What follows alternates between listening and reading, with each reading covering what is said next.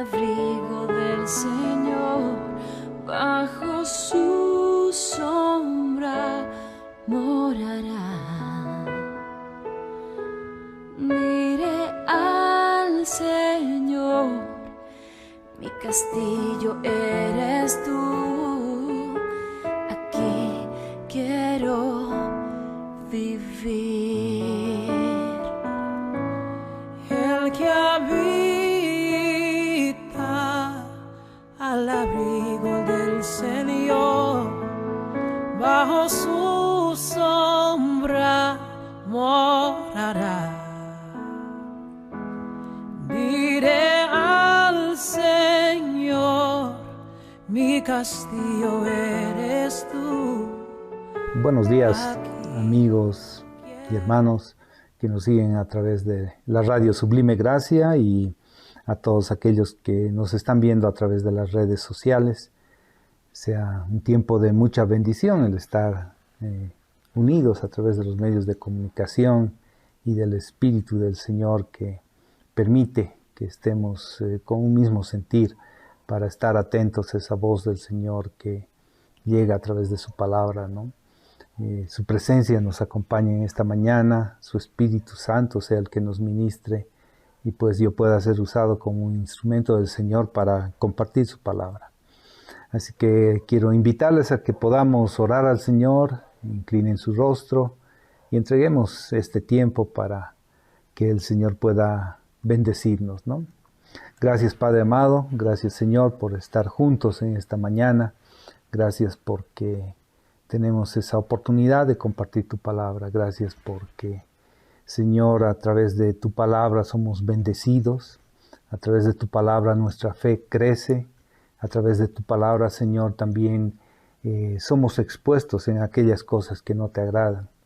Y te pedimos, Señor, que en la medida que comprendamos tu palabra, podamos dar fruto para que aquellos que no te conocen puedan llegar a tus pies. Gracias, Señor. Te entregamos este tiempo en tu nombre, Señor Jesús. Amén. Amén. Bien, hermanos, amigos, hoy vamos a hablar sobre un pasaje que está en la segunda epístola de Pedro. Es una epístola que fue escrita por el apóstol Pedro para animar a los creyentes en una época difícil de la iglesia, donde él debería advertir contra las herejías que habían en ese tiempo, instruirles para que se mantengan fieles al Señor, ¿no? Una época donde el gobernador era Nerón, allá por los años 57 al 68 después de Cristo, donde el pueblo cristiano experimentaba persecución económica y social del pueblo romano y de los mismos judíos y de sus propias familias. Así que les invito a que podamos abrir sus Biblias en este pasaje y voy a dar lectura a lo que dice en el capítulo 3 y 4. Dice así: como todas las cosas que pertenecen a la vida y a la piedad nos han sido dadas por su divino poder, mediante el conocimiento de aquel que nos llamó por su gloria y excelencia, por medio de las cuales nos ha dado preciosas y grandísimas promesas, para que por ellas llegaseis a ser participantes de la naturaleza divina, habiendo huido de la corrupción que hay en el mundo a causa de la concupiscencia. En el pasaje de hoy consideraremos una de las demandas que Dios pone en nosotros. Y también vamos a estar considerando como segundo punto la manera que esa demanda se haga realidad en nuestras vidas. Entonces, en estos versos que acabamos de leer, ¿cuál es esa demanda que Dios pone para nuestras vidas? ¿No? Y el primer punto es que pues Dios demanda de nosotros una vida de piedad. La primera parte de este verso 3 dice: como todas las cosas que pertenecen a la vida y a la piedad nos han sido dadas por su divino poder. Si has conocido el gobierno de Dios, si hemos conocido el gobierno de Dios sobre nuestra vida, hay un poder divino que actúa en nosotros para que vivamos piadosamente. Eso está diciendo la palabra. Pero, ¿qué significa vivir una vida piadosa? Vivir una vida piadosa significa que tengamos una vida que va en pos de Dios, que busca a Dios, que persigue a Dios, que está completamente entregada a Dios, una vida que debe buscar honrar a Dios en todas las cosas. En realidad nosotros deberíamos tomarlo en cuenta a Dios en todas las decisiones de nuestra vida. Deberíamos estar pendientes siempre de qué es lo que Dios dice. Y obviamente eso tiene relación a tener una vida también apartada del pecado. Nuestra vida solamente debería estar apartados para Dios, separados para Dios. Y eso no es otra cosa que vivir una vida de santidad. Y ese es el vínculo, ¿no?, con la vida de piedad. Eso es lo que Dios requiere de nuestras vidas. Ahora, la pregunta para cada uno de nosotros en esta mañana es este llamado a la santidad, a vivir vidas de piedad, ¿simplemente será una sugerencia que tiene la palabra o realmente es una demanda para nosotros? En estos tiempos, que para muchos todo es relativo, dirían que solo es una buena sugerencia o una buena idea. Pero ¿cuánta gente conocemos? Yo conozco muchos que se deslizan tan sutilmente y se apartan de esta vida de santidad que Dios quiere.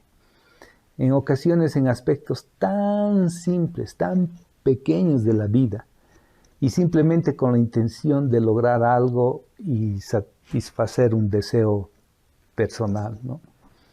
Vemos en estos días de tantas restricciones y normas debido a la pandemia, que las personas no les gusta pues que les digan lo que deben hacer y cómo deben vivir. Todo lo contrario, más bien les gusta pensar que son libres para hacer lo que les plazca, ¿no? Y me quiero incluir también porque sinceramente a mí también no soy de los que me gusta mucho el que me den instrucciones y que me digan cómo tengo que andar y cómo tengo que vivir, porque hay una naturaleza pues pecaminosa en nosotros que nos hace siempre resistir, ¿no?, a ese sometimiento de órdenes e instrucciones. Pero en la palabra encontramos mandamientos, encontramos esos mandatos que Dios tiene para nosotros, para nuestra vida, que son pues buenos, son buenos. El tema es que nosotros no obedecemos, nos distraemos en el camino de nuestra vida cristiana. Es por eso que en este tiempo donde hay estas restricciones y vienen normas de los gobiernos, de los municipios, la gente se burla de ellos o en algunos casos rompen pues las reglas, ¿no? Es muy común ver desde el inicio de esta pandemia, ¿no? Me acuerdo cuando había el tema de circulación de vehículos, los permisos que se deberían obtener, y estaba restringido a ciertos grupos de personas, ¿no?, que tenían que atender servicios médicos o los servicios de atención público, digamos, y tenían los permisos, pero había gente que se daba formas para conseguir el permiso. Yo digo, al final moros y cristianos se ingeniaban para conseguirlo, ¿no? Y lo mismo pasaba cuando empezaron las restricciones por carnet de identidad. Solo los pares deberían salir un día, los impares otro día, pero al final había una mezcla ahí porque había gente que rompía las normas y salía el día que no le correspondía. Lo mismo en los bancos y en los supermercados, personas que trataban de forzar ingresar a estos lugares, rompiendo todas las reglas, ¿no? En estos días también con el tema de la vacunación, en la que han segmentado por estratos de edad, muchos con esa viveza criolla se han dado maneras para hacerse vacunar. Yo me preguntaba cómo podían mentir tan abiertamente, ¿no? Más aún cuando uno profesa ser cristiano. Y cuando he confrontado con algunos de ellos, me decía, bueno, en sí es mejor, porque si se acaban las vacunas, por ahí mi hijo se va a quedar sin vacunarse, entonces no queda otra, ¿no? En algunos casos avergonzados, ¿no?, de haber mentido. No, muchos dicen, no debería ser así, pero al final del día puedo encontrarme con Dios, orarle y pedirle perdón y todo va a estar bien para mañana. Es verdad, el Señor está siempre dispuesto a perdonarnos, pero ese no debería ser un patrón de conducta que tengamos todo el tiempo, ¿no? De tener que estar mintiendo, al final del día arrepentirte y al otro día todo normal, ¿no?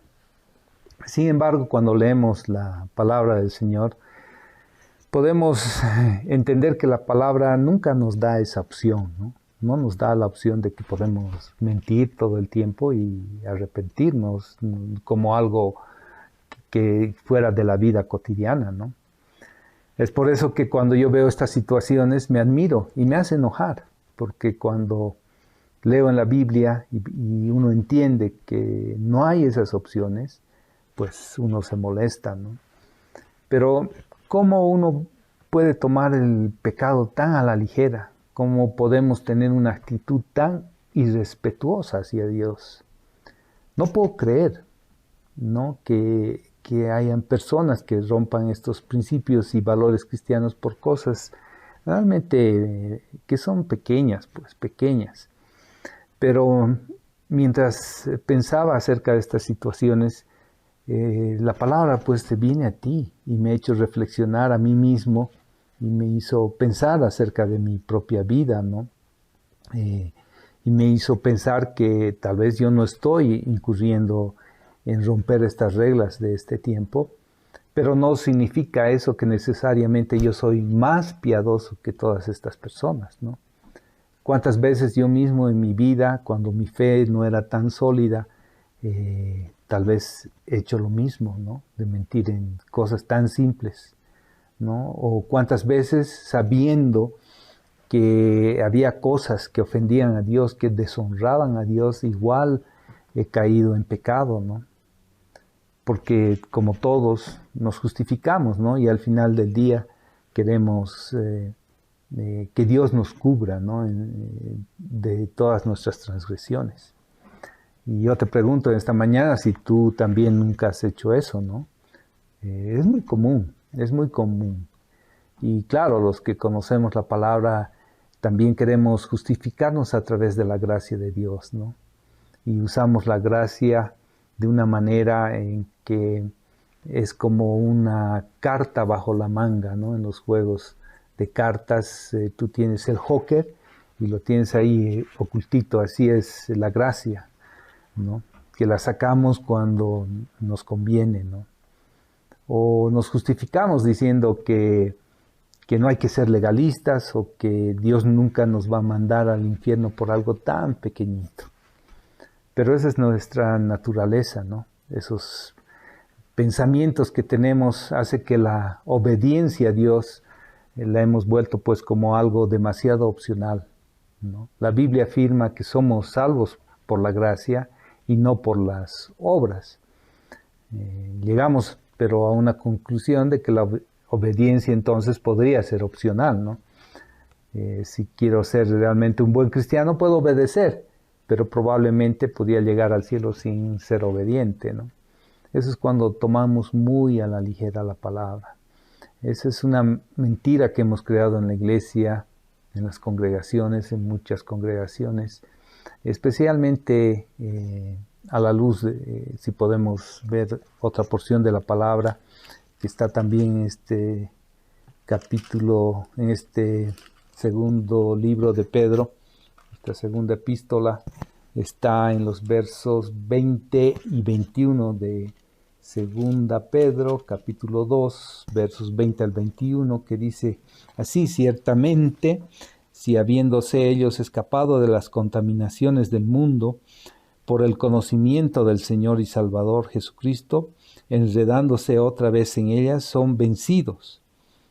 Su postrer estado viene a ser peor que el primero, porque mejor les hubiera sido no haber conocido el camino de la justicia que después de haberlo conocido, volverse atrás del santo mandamiento que les fue dado. Lo que estos versículos nos enseñan es que hay una conexión íntima entre la piedad y la vida eterna. Si rechazas una, rechazas la otra. Encontramos lo mismo casi en toda la Biblia, y eso nos lleva a lo que hemos estado diciendo en estos momentos, que sin santidad práctica y diaria nadie va a ver a Dios. Eso está escrito en la palabra en Hebreos capítulo 12, versos 14. Sin santidad nadie va a poder ver a Dios. Así que no es opcional, es una demanda obligatoria que tenemos de alcanzar la piedad, de ir creciendo en piedad en nuestras vidas. Si realmente queremos ver a Dios, debemos practicar esa vida de piedad, crecer en santidad. Y eso no significa que la salvación sea pues por obras, de ninguna manera. En eso sí la Biblia es clara, que somos salvos únicamente por la gracia de Dios, por medio de la fe en el sacrificio de Jesús realizado en la cruz cuando recibió el castigo por nuestro pecado. Así que la gracia de Dios es una sola, pero esa gracia que te salva es la gracia que transforma nuestras vidas. Así que tiene que haber un crecimiento en nuestra vida de piedad, hermanos. No somos perfectos el momento que Dios nos salva, pero sí debemos estar avanzando progresivamente. Entonces, hasta aquí lo que hemos visto es lo que Dios demanda para nuestras vidas. ¿Y qué nos demanda? Que crezcamos en nuestra vida de piedad. Pero ahora viene la pregunta, ¿cómo crecemos en piedad? ¿Cómo crecemos en piedad?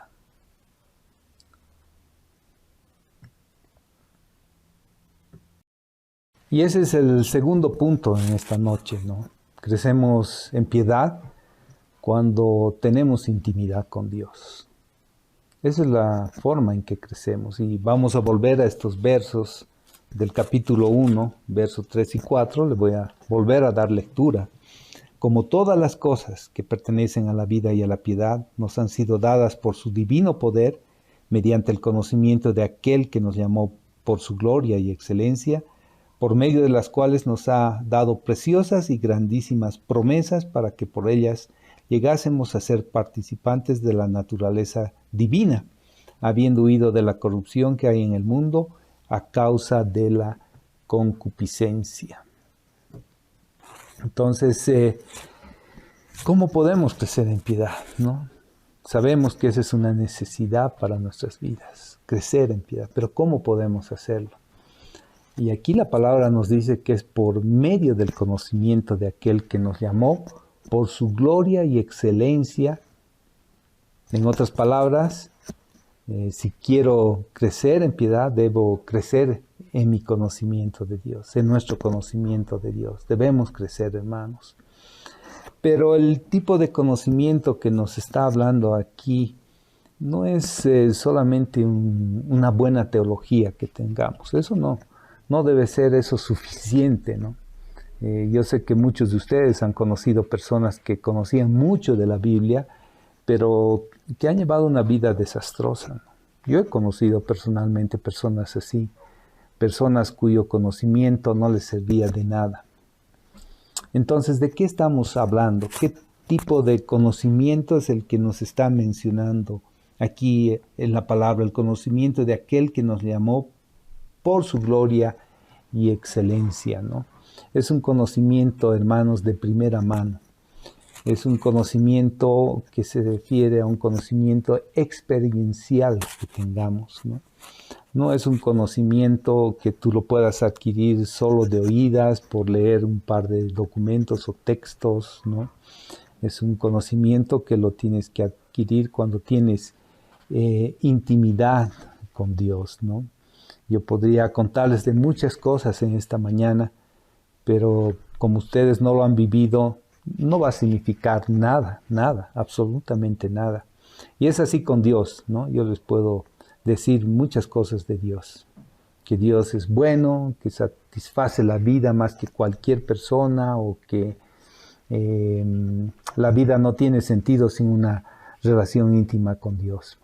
Pero hasta que tú no lo experimentes, hasta que tú no sientas de primera mano su amor, no sientas su misericordia, su gracia de primera mano, esa bondad de Dios, ese conocimiento que tú tienes solo va a ser de oídas.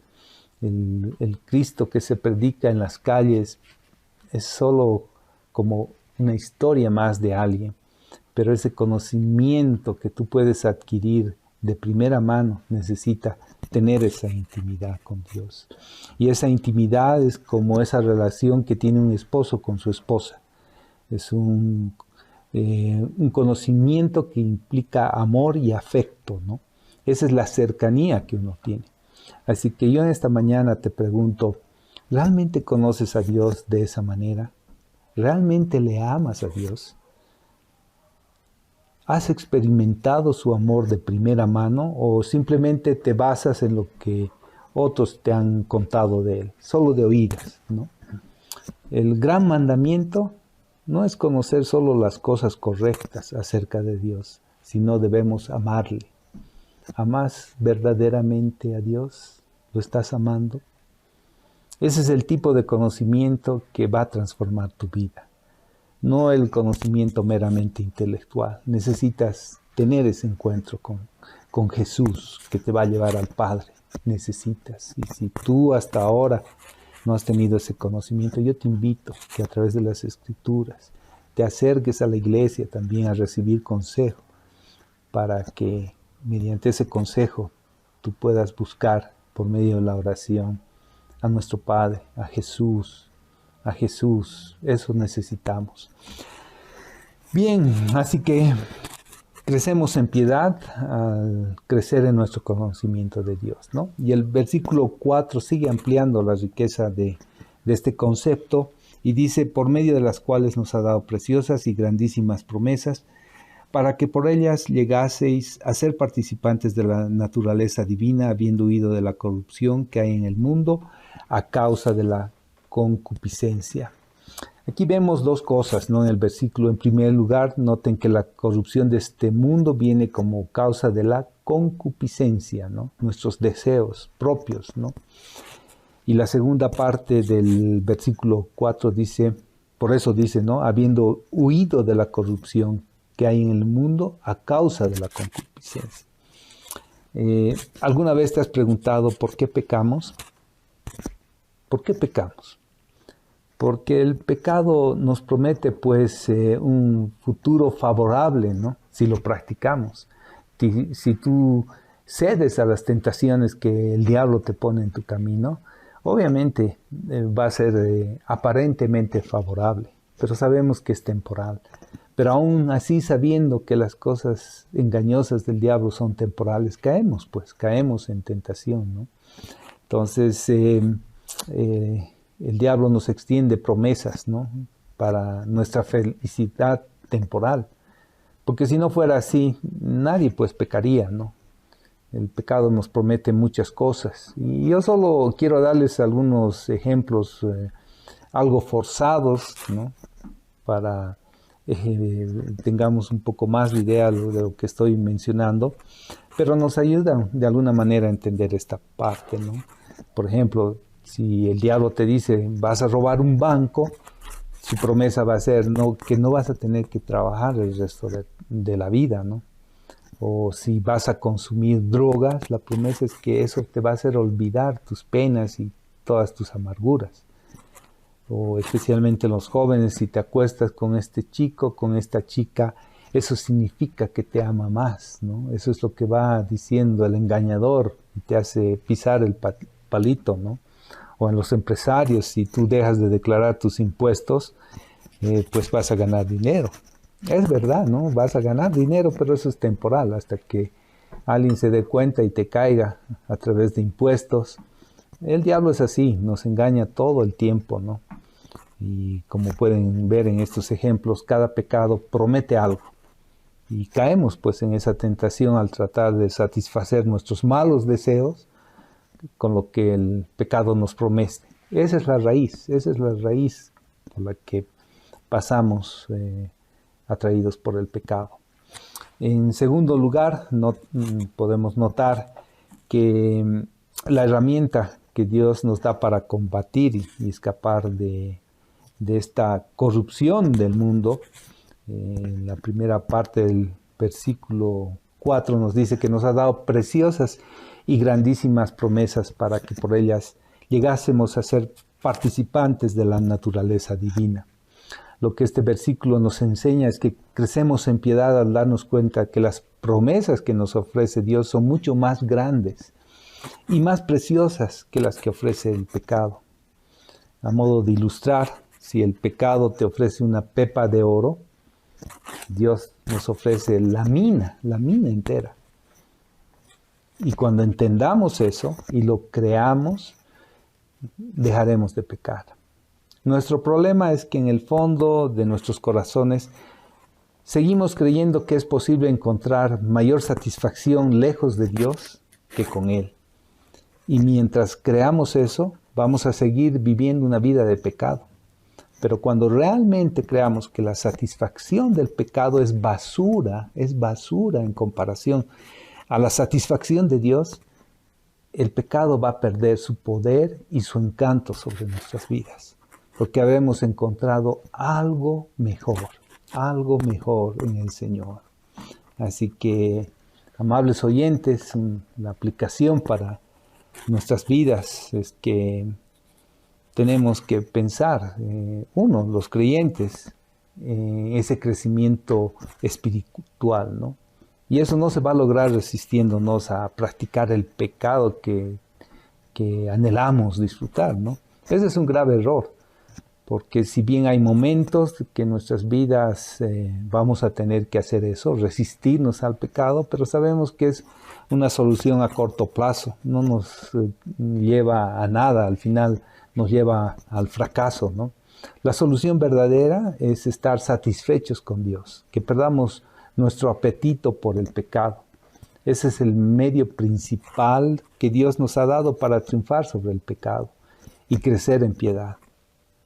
Por eso debemos crecer en nuestro conocimiento de Dios y de sus promesas, como dicen, ¿no? Sus promesas que se cumplen, estamos viendo cómo se han cumplido gran parte de las promesas de Dios a través de la palabra, y las que quedan ya son muy pocas. Por eso estamos anhelando la venida del Señor Jesucristo, su segunda venida. Bien, así que esta mañana yo quiero preguntarte si estás creciendo en el conocimiento de Dios, si estás pasando cada día meditando en su palabra y orando. El tiempo que pasas con Dios te ayuda a crecer en el Señor, o te olvidas muy rápidamente de lo que has aprendido, ni bien sales de tu casa, ¿no? ¿Estás meditando constantemente en las promesas de Dios a lo largo del día, o estás más familiarizado con las promesas que te ofrece el pecado? Son preguntas relevantes para los creyentes, ¿no? Y si tú todavía no has conocido de Jesús en tu vida, este es un tiempo para que tú te acerques a Él. Es un tiempo para que reconozcas que Jesús es el Señor de tu vida. Pero yo no quiero lanzarte así nomás, tienes que conocerlo profundamente, y para eso están las Escrituras, para eso está la iglesia donde te puedes acercar. En el caso nuestro nos reunimos en el centro de la ciudad, en los altos de la calle Comercio. Tenemos reuniones en el Colegio Vida y Verdad y también en el Alto. Tú te puedes acercar a la iglesia para conocer de la palabra de Dios. Y también en tu cuarto tú puedes postrarte de rodillas y reconocerlo al Señor como el Señor de tu vida, hacer una oración en la cual reconozcas que te has equivocado, una oración en la cual estás arrepentido de todo lo que has hecho en tu vida y que reconoces la obra de Jesucristo en la cruz, donde Él ha muerto, en el lugar que tú deberías estar por tu pecado. Él ha cubierto esas transgresiones que tú has cometido y te ha otorgado un perdón que es para la vida eterna. Y eso no tiene precio, o tiene un precio de sangre. Es el precio de sangre que ha pagado Jesucristo por ti. Pero tú no tienes que pagar ningún precio. Él no tienes que pagar nada, Él ya lo ha hecho. Así que solamente es que tú tengas ese encuentro con Jesucristo y te arrepientas, ¿no? Así que, bueno, hermanos, esas han sido las preguntas relevantes que hemos estado haciendo en esta mañana, porque es necesario que nosotros desarrollemos esa relación que necesitamos tenerla con Dios. porque si no el pecado va a seguir siendo más encantador para nosotros. Y bueno, si tus respuestas a estas preguntas han sido desfavorables, es hora que empieces hoy a hacer algo al respecto. Eso es, mis queridos amigos y hermanos, que Dios bendiga, les guarde, el Señor les fortalezca, aliente su corazón, fortalezca su fe. Un fuerte abrazo y ya nos vemos pronto. Dios les bendiga.